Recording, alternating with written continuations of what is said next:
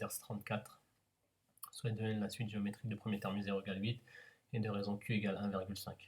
Je vous rappelle qu'une suite géométrique, c'est une suite qui, lorsque l'on passe d'un terme au suivant, on multiplie toujours par le même nombre, qu'on appelle la raison. Donc pour passer d'un terme au suivant, il faut toujours multiplier par 1,5.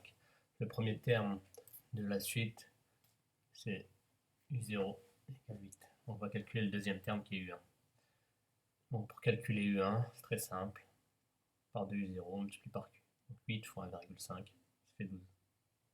On fait la même chose pour u2. u2, on prend le terme qui est juste avant u2, c'est u1, et on multiplie par la raison q. Donc 12 fois 1,5, ça fait 18. Et on fait la même chose pour u3. u3 c'est égal à u2 fois q, égal à 18 fois 1,5, égal à 27. Donc pour que vous compreniez, j'ai fait une petite illustration. En gros, pour passer d'un terme au suivant, il faut toujours multiplier par le même nombre. Donc on a bien la situation d'une suite géométrique, donc c'est u0 fois 1,5, u1 fois 1,5, u2 fois 1,5, etc., etc. On continue.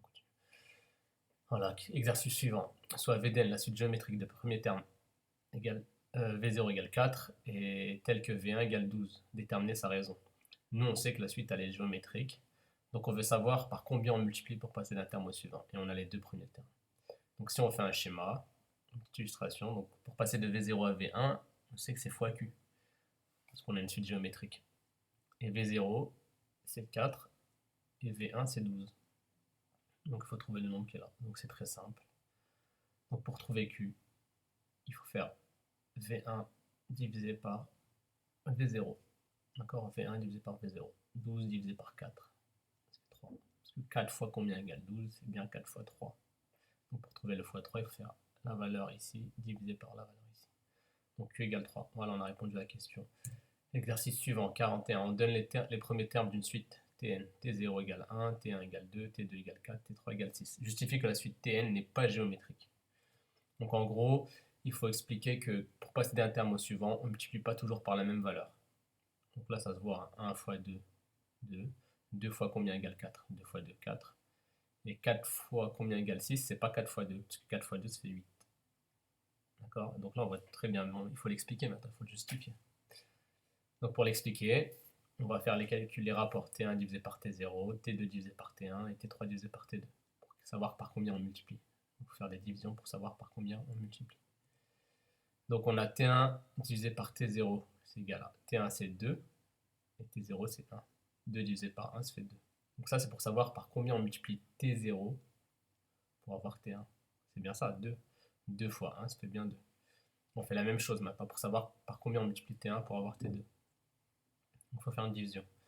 Donc T2 divisé par T1, donc T2 c'est 4, T1 c'est 2, donc 4 divisé par 2 ça fait 2. Donc il faut bien multiplier par 2, 2 pour avoir 4. 2 fois 2, ça fait bien 4. Et le dernier, T3 divisé par T2, T3 divisé par T2, donc 6 divisé par 4, ça fait 1,5. Donc il faut multiplier 4 par 1,5, il faut multiplier 4 par 1,5 pour avoir 6. Donc là on voit bien que on voit bien qu'en faisant un schéma, ici pour passer de T0 à T1, il faut multiplier par 2, pour passer de T1 à T2, il faut multiplier par 2, et pour passer de T2 à T3, il faut multiplier par 1,5. Donc on ne multiplie pas toujours par la même valeur, donc ce n'est pas une suite géométrique.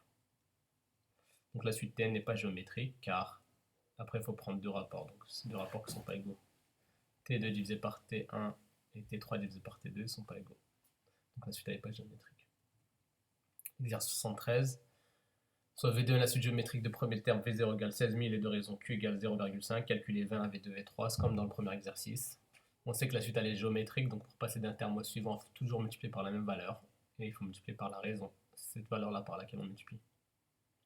Donc pour calculer V1, on part du terme d'avant, qui précède V1, c'est V0. Et V0 fois la raison Q. V0 c'est 16 000. 16 000 fois 0,5.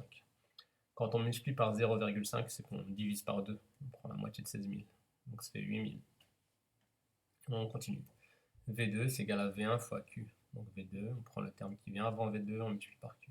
8 000 fois 0,5, la moitié de 8 000 c'est 4 000. Et V3 c'est V2 fois Q. Donc ça fait 4 000 fois 0,5, donc ça fait 2 000. Voilà. C'est la première question. Question 2, déterminer la relation entre Vn plus 1 et Vn. Donc qui est V de n plus 1 par rapport à Vn? Vn plus 1, c'est le terme qui vient juste après Vn, d'accord? C'est le suivant. Donc comment on fait pour calculer V de n plus 1 en partant de Vn? Ben, on sait que c'est la suite géométrique, et on a dit que la suite géométrique de raison 0,5. Donc pour passer d'un terme au suivant, on multiplie toujours par 0,5. Donc V de n plus 1, c'est le terme suivant, V de n. Donc on peut écrire, vu que la suite Vn elle est géométrique, on peut écrire la relation V de n plus 1 égale le terme qui vient juste avant V de n plus 1, c'est Vn, et on multiplie par la raison Q. Donc, et Q c'est 0,5. Donc ça c'est la réponse. Question 3. Déterminer le huitième terme de cette suite, puis V12 avec une calculatrice. Donc on va tout faire à la calculatrice, très simplement. Le huitième terme de cette suite, c'est V7, parce que V0 c'est le premier. Donc V de 7, c'est égal à V0 fois Q, fois Q, fois Q, fois Q, fois Q, fois Q, fois Q. Donc il y a 7Q. D'accord? Et Q fois Q fois Q fois Q fois Q fois Q. On l'écrit tout simplement Q puissance 7. C'est pas 7 fois Q, c'est Q puissance 7. Donc si on fait un schéma, c'est ça. Pour calculer V7, en partant de V0, donc V0 c'est fois Q, fois Q, fois Q, fois Q, fois Q, fois Q, fois Q. Combien de fois? Cette fois, d'accord. Donc Q fois Q fois Q fois Q fois Q, c'est Q puissance 7. Et Q c'est 0,5. Et V0 c'est 16 000.